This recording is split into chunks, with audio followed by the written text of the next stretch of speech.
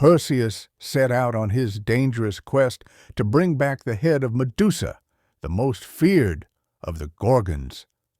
Medusa was a monstrous creature with snakes for hair, and anyone who looked directly at her would turn to stone. To succeed, Perseus needed help from the gods. Athena gave him a polished bronze shield. Hermes lent him a sharp sword and winged sandals, and Hades offered a helmet of invisibility to help him move unseen.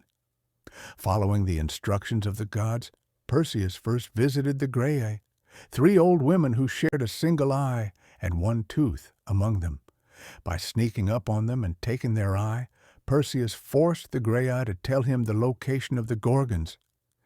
They reluctantly gave him directions, warning him of the deadly path ahead. Flying on his winged sandals, Perseus reached the Gorgon's lair. He hid behind the reflective bronze shield, using it as a mirror so he could see Medusa without meeting her gaze directly.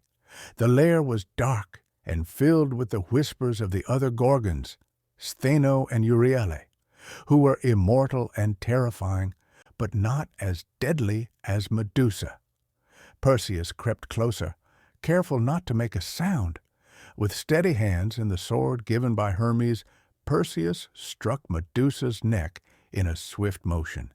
Her head fell to the ground, and from her blood sprang Pegasus, the winged horse, and Chrysaor, a giant with a golden sword. Quickly, Perseus tucked Medusa's head into a special bag, knowing its power would still turn anyone to stone if seen. On his journey home, Perseus encountered many challenges. At one point, he passed by the island where King Polydectes demanded impossible gifts from his subjects. When he arrived, he discovered the king was cruel and planned to marry Danae, Perseus's mother, against her will. Using the head of Medusa, Perseus turned the king and his followers to stone, freeing his mother and restoring safety to their home. Before returning fully to Argos, Perseus visited the kingdom of the Ethiopians. He found Andromeda, a princess chained to a rock as a sacrifice to a sea monster. Her parents had promised her to the monster to save their city, but Perseus fell in love with her at first sight. He approached the beast, wielding his sword and the magical head of Medusa as protection. The monster lunged at him, but Perseus turned it to stone with a glance at Medusa's head. With the danger gone, he freed Andromeda, and she agreed to marry him. Afterward, Perseus returned home with Andromeda and the magical head.